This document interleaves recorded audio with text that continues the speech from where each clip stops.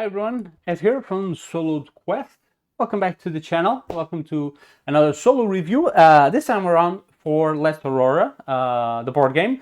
It's a long overdue review. I didn't do one when we finished the solo playthrough here on the channel because I wasn't very comfortable with it at the time. I didn't feel I had played the game enough to be able to do a solo review, and I really wanted to try out the beta map, which I hadn't at the time. I only had played that starting map. So I did now. I've played a few games on the beta map. Actually left a note on the video on the playthrough if someone wanted, asking if someone wanted to see the playthrough on the other map. Just crickets, no one answered, so I really didn't record one. I might eventually do if I get the expansion. This game is getting an expansion this year, I believe. So I might come back to it with a playthrough on the beta map. We will see. If not, well, I'll talk about the beta map here on the review, so you'll get to know kind of like how it looks and what it is. It's actually the one I have here set up on the table right now. If we go on to the overhead view. So this isn't really the end of a playthrough here, how I usually record my reviews. This is just me getting some components on the table to be able to talk about the game and show you actually what I'm talking about a little bit better. So, as I always do with my reviews, I start addressing the component side of things. That's usually my first topic. And we're in for a good one here with Last Aurora. Actually, this is, let me get this out of the way, because this is actually the second time I'm recording the review, because I've recorded the first one with my microphone on the other side of the room. I completely forgot to place it on me. And so, yeah, as I was saying, we're going to start with the components here on Last Aurora. And is this going to be a good one? So, if I have a drawback with this game is components. This is like a roller coaster ride with this game in terms of components. While some are just fantastic and really nice, the other ones are a bit of an odd choice, I have to say. And honestly, I think the components here, they do a disservice to the game itself, because I think this is one of the games with the highest potential in my collection. It has a potential to be a really good game, but then it's really being held back by the component side of things, and I'll explain that in more detail. This might be because, well, I do have the retail version of the game. I don't have the Kickstarter version, but I mean, come on, there's board games being done. They were being done way before Kickstarter. You don't need a Kickstarter to offer. I don't know. I was going to say a decent product, but this is a decent product. But you don't need Kickstarter to do justice to what you want to do and want to offer, and do justice to your idea and your game. The components here are not doing justice to this game, in my opinion. So what am I talking about here? Let's just go through some of the components here. So in terms of the map, I love the map. This is probably the thing one of the components I really enjoy the most. First of all, it's small. This is not a huge board here on the table. If it was, then we would be in trouble, because there are other stuff occupying table space, as is the tableau area, the AI area. So thankfully, this map isn't too big. It does have the perfect size. The artwork on the map is really good. I like how it completely and perfectly depicts this wasteland we are journeying from into the Last Aurora. So in that sense, it looks fantastic and top-notch for the map. I also like how it has this little track here to remind you the exploration movement priorities, and also the spaces here with a very good iconography to talk about which actions you can perform, which bonus actions you can perform on each of these places, the 1, the 2, and the 3.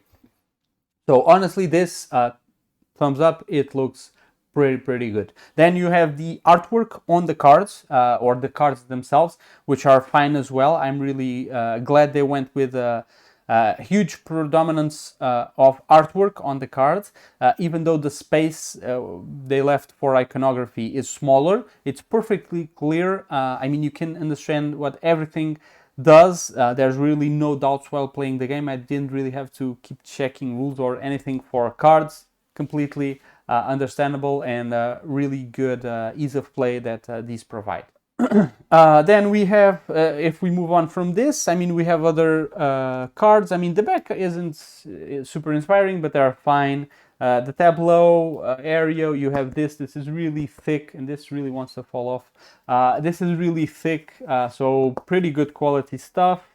Again, I love how, in terms of components, how the artwork for the convoy, how you can pick a card and everything will fit together and really give you a visual representation of this convoy being grown and your truck actually towing more and more stuff. And it really looks good. It's very thematic. It's really, really great. Also, the AI. So let's talk about the AI here board for a bit. It feels like the AI was done kind of in a rush. So it's flimsy. It's not hard cardboard like the player tableau organizer. I don't know what you'd call these. So it's flimsy and it just does not look good in my opinion. I wish this had a bit of artwork, just like the cards, just to depict a convoy, depict something that we are going against, because this is depicting a convoy that we are racing with to get to the Last Aurora. Okay, this is not an Excel table, but that's what this looks like. It looks like an analog computer where you're just messing with these things and just, I don't know, it looks weird, and I really don't like the representation of this. Even though it works, it does its function. But again, I wish this was prettier. It kind of detracts from everything else that's on the table. It's just this big table here, and it's kind of ugly. So wish they did something with this. Okay, so that's my first unimpressed opinion in terms of components. Second one are these discs that they offer to basically represent our convoy here on the map and going through these locations. Now, do they do their job? Of course they do. They're a disc. I mean, I could have anything represents this journey, right? But they are doing a big thematic game here. While this is not an Ameritrash game, this is a bit of a hybrid. It's a Euro mechanics game with like a tableau building, some action selection. So these are Euro mechanics. But they went really, they went deep with the theme. They are really betting on bringing this post-apocalyptic theme to the game. And they did so pretty successfully, I have to say. But then they kind of detract and push you back from that theme with, well, this ugly board and these ugly discs. I went and got, this is what I used in the playthrough, you've probably already seen this. I went and got these little truck meeples. I got them for like 20 cents each. And it's not like this is, I now feel I'm Mad Max, I don't. But having this, besides these discs, is just a completely different look. And it's such a small detail that if they do a second edition of the game, I just wish you don't need to offer a plastic upgrades. There is a plastic upgrade if you got the Kickstarter, and I think you can get it in retail, where there are, I think, plastic trucks and plastic resources. But then you're just adding to the price of the game, and at that price point, I don't think it's worth it. Honestly, I wouldn't buy the game at that price point. I think the price at which I got this game was okay for what it offers. If you're having me pay $20 more just to get decent looking components, resources I'm okay with. Again, I'll talk about that in a second, but I'm perfectly fine with these cubes. But this, I just wish, come on, just these are cents, and you could just offer these, just like you do with the Last Aurora, which is actually a custom meeple as well, shaped like a ship. Okay, so honestly, just to stay in the realm of the wooden components, just try to offer these in a second edition. It's going to go a long way. I'll be honest. For me, it would, and I believe with a lot of people it will look way cooler. It will represent again give you that tie-in to theme on what you are doing. This just detracts from it. If your bet is just relying on this theme and conveying this theme as much as you can, these are not doing that. Quite the opposite. Again, like I said, they are doing a disservice to the game. In my opinion, they really are. So apart from these, you do have the resources, which I just quickly addressed. So we have bullets, food, objects, and the fuel. So most of these are actually just cubes. Completely fine with that, because these are resources that we actually have to put on our convoy. We are having to organize the convoy a lot of times and moving around the resources. Honestly, if these were big, plasticky, chunky things, they could just, bump on each other, just or actually drop. So I'm fine with these cubes, no problem whatsoever. They actually went to the trouble of doing this different. The fuel is actually a cylinder, not a cube. So if you could go to this trouble, just go to this one, okay? Just go the extra mile and just throw in these little truck meeples on a second edition of the game. Honestly, it's not going to be very expensive for sure, and it really will add to the experience. These ones, I'm fine with this. It's a weird choice. They went with the fuel for the cylinder because the icon for the food is actually a cylinder. So they could have done the same for the food, or they could have done it for neither. I would be fine with whatever they do here on the resource. Doesn't really matter to me that much. But yeah, this one really does. Moving on. In terms of components, my biggest negative, and it's not this one, even though I've rambled for minutes about this, my biggest negative here is actually the number of cards or the diversity of cards that are being offered.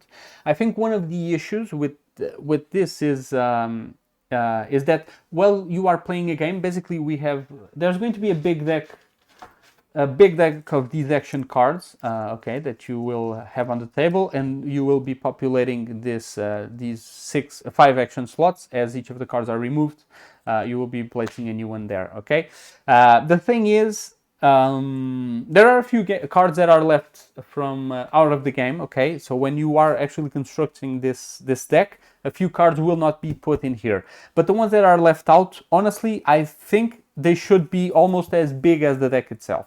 There aren't that many cards that you are leaving out, and as you play the game more and more, I think after 5 plays, all of the cards probably have made it into the deck at least once. And the problem with this is that as you are playing a game, especially here on the beta map, which is larger than the alpha one, okay, so the alpha is kind of like the starting map. It's an easy to normal difficulty with, I believe, I've counted it, it's 26 spaces to journey through until you get to number 1 here of the number 1 slot of the Last Aurora. This one is 32, if I'm not mistaken. So there's 6 more spaces, so it's a longer game. And you're almost going through the whole deck on the alpha map. So on the beta one, you're pretty much almost certain to go through the whole deck, okay?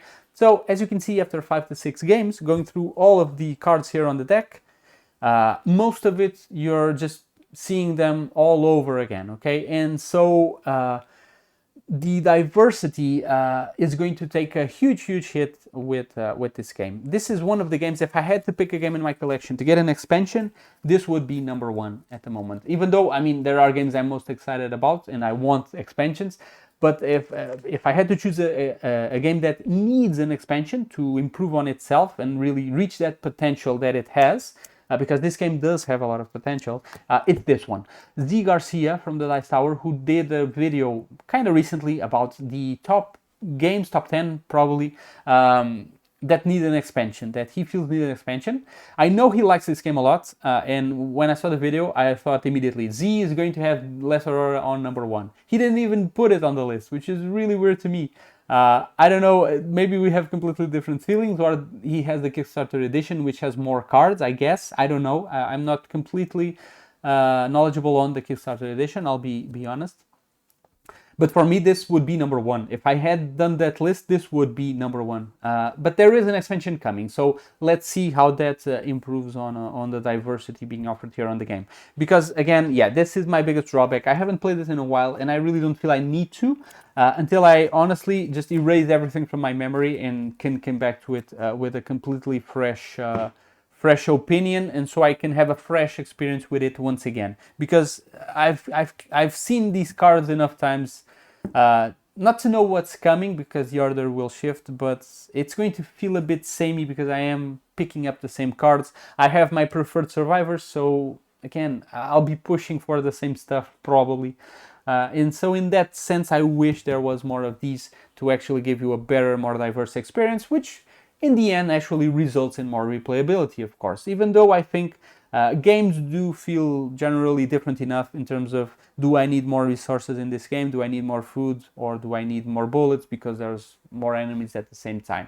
So in that sense, there is a bit of replayability that you can get out of the game. The other mechanics can build up that replayability, but these the cards here being offered are, in my opinion, a very low number than it should have. This game has a lot of potential, like I said, and these are really, again, holding back that potential. I think, yeah, component is the biggest issue with this game. Component quality, kind of, with these little tokens, but this is just a small part. I mean, you can see, right? This is just this, but the biggest one is the cards. The cards are the ones that have the bigger impact here on the game. All right, so that's pretty much. If I had to say a negative for the game, that was it, the component bit. I don't usually like to start reviews with the negatives, but I always start them with the components usually. So that's kind of the tie-in here with this. My drawback was the components, so I think you're pretty much almost done with the negatives. There are others, but we will get to it. So in terms of game mechanics, is this game enjoyable? Is it not? This is a fantastic game. Like I said, it does have, or at least a fantastic idea, in a good implementation of that idea. This is not a Euro game. I wouldn't say, hey, this is classic Euro, okay? Neither is this an Ameritrash game. So this is kind of trying to fit itself in these hybrid games where this is mostly picking Euro mechanics. So basically what we are doing is we are racing here to the Last Aurora. It's actually the only racing game I have, so I can't really compare it to others. But yeah, we have this part of the board here where we are spending our fuel and actually trying to get a faster convoy or a faster truck to get as far ahead as we can on the track and get to the Last Aurora first, while stopping around in these places.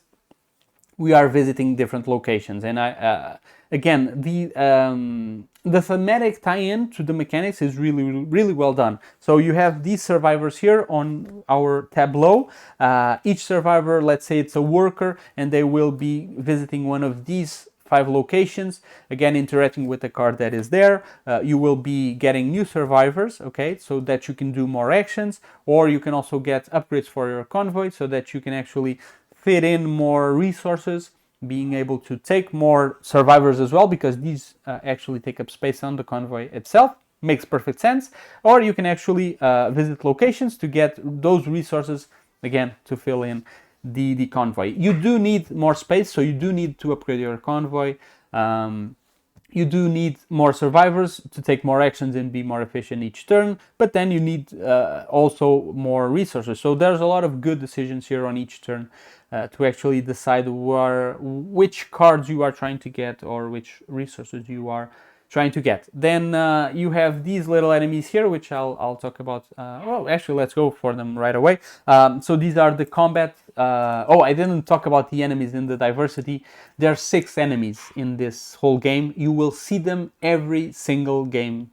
It will be the same ones.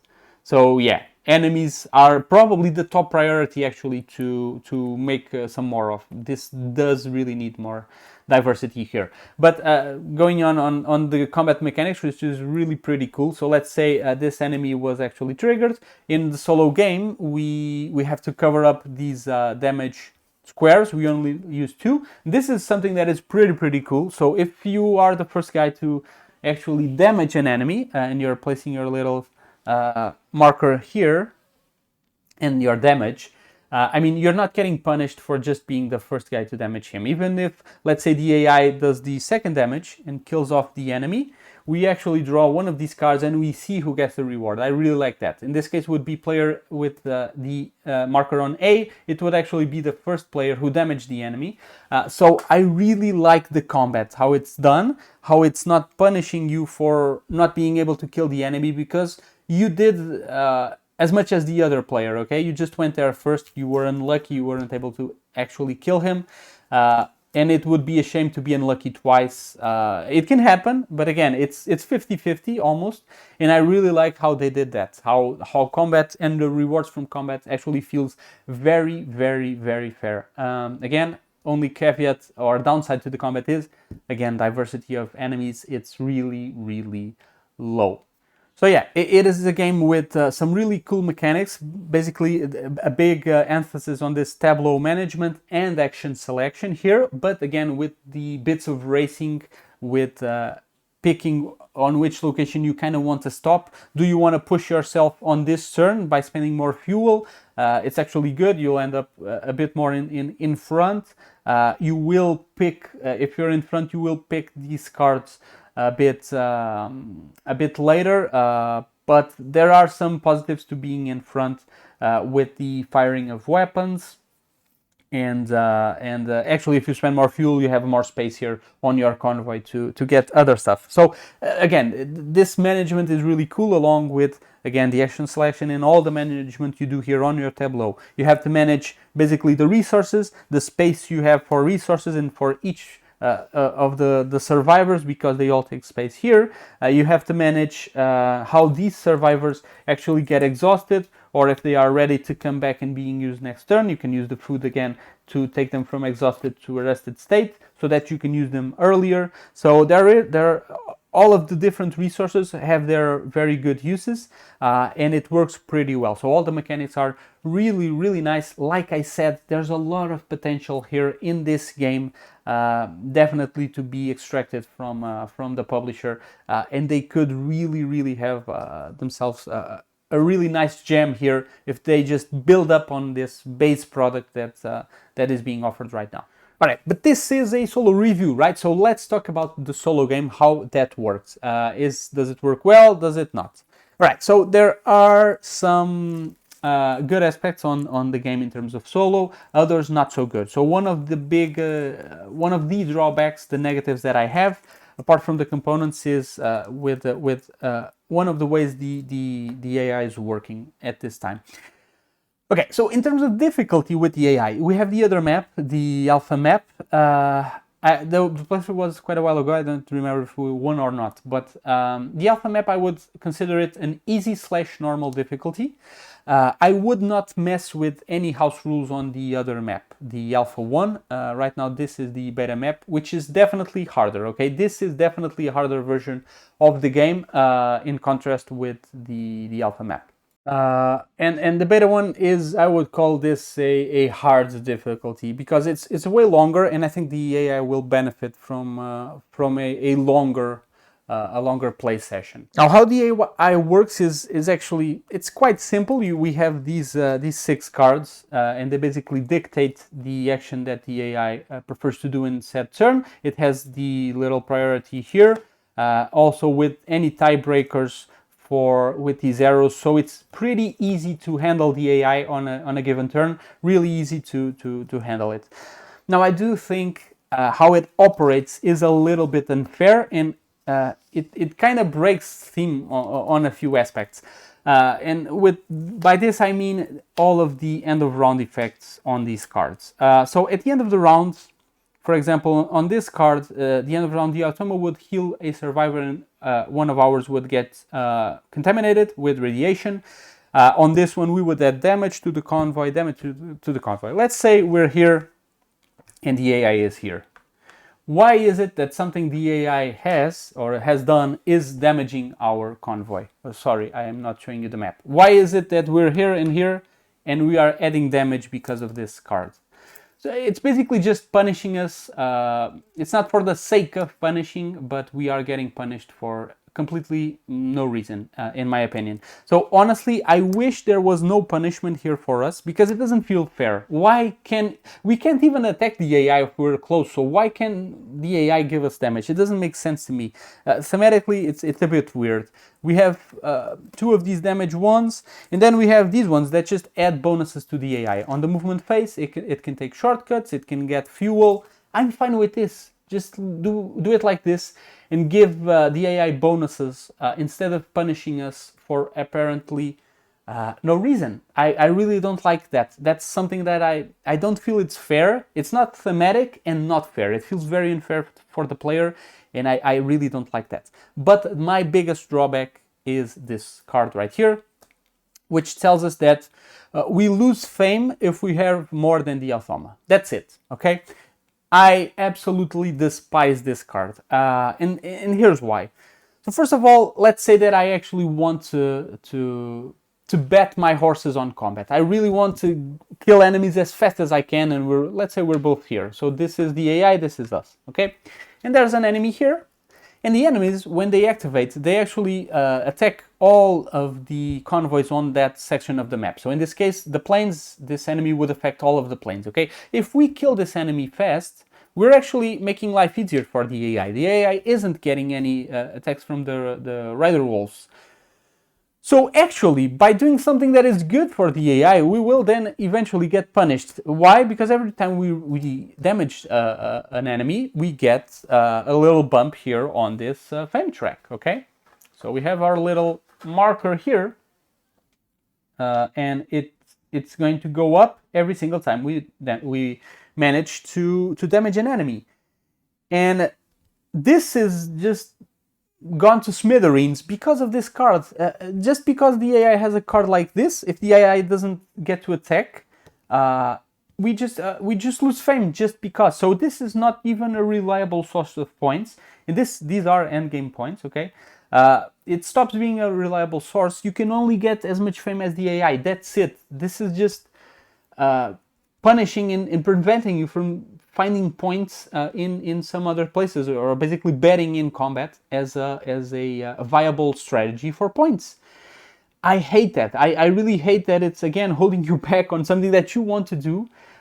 It's just not a good way to do this. And the biggest issue for me, apart from the card existing, is that these cards.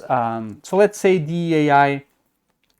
These cards basically, what am I saying? If you saw the playthrough, if the AI has more survivors, it can actually draw more of these cards in order to basically use the end of round abilities. So while it might not draw 6 cards to do the 6 actions up on top, it might draw extra cards to just use the end of round abilities, okay? To basically give it a little bit of a push and kind of try to balance things out. I'm okay with it, kinda. There is a house rule of a viewer. He commented on the playthrough, and I don't use his house rule for the alpha map. I don't think it's needed, but for the beta map, I think it's a good choice to use. Basically, he says don't. If he just draw more cards for healthy AI survivors, don't do it for contaminated survivors, and I completely agree.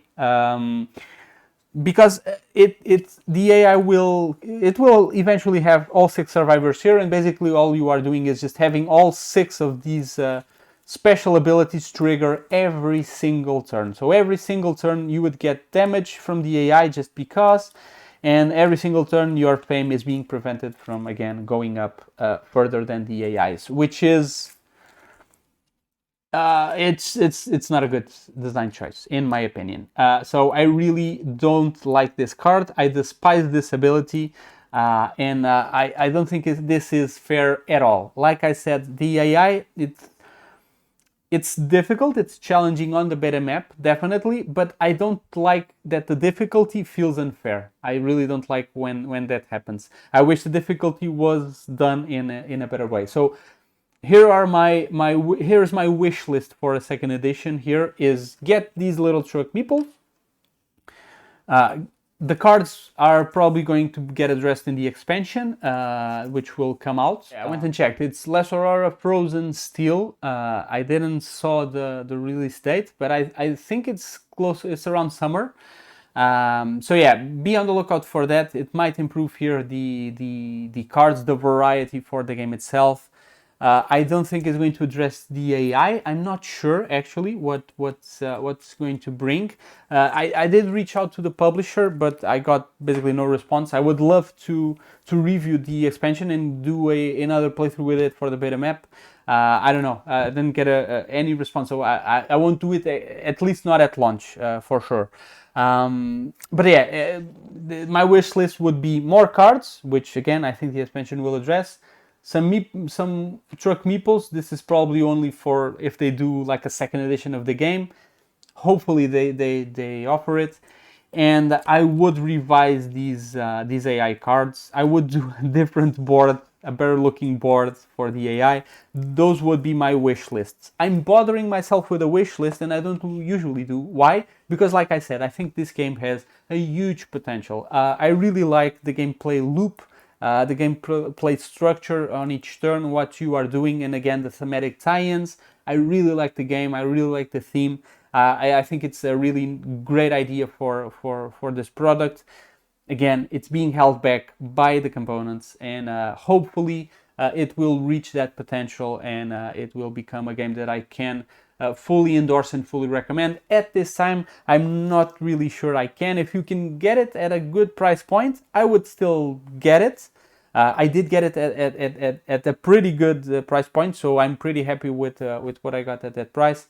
But again, I would never buy just those miniatures. I would never increase the cost of the game, especially if I don't get more cards. If you're just getting miniatures, there's no way I would ever get that.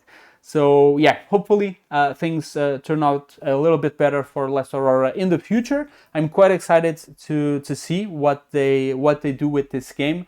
And quite excited for the future of Last Aurora. At this time, it's not a game that I would give my award to, but still, I did enjoy my playthroughs. Probably won't get back to it as soon. I really want to kind of reset my experience so I can come back to it and feel like I'm getting a fresh restart with it. All right, so that is it. Those are my thoughts for Last Aurora.